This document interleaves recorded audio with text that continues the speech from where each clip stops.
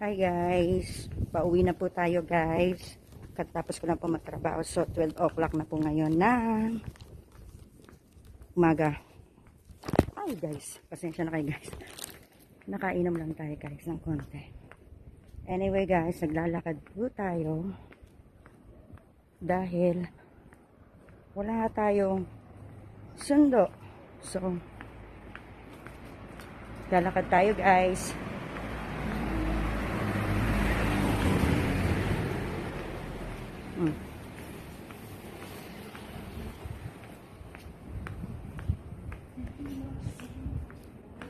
Konti lang yung tao guys. Ayan guys, nagtanggal tayo ng ating mask.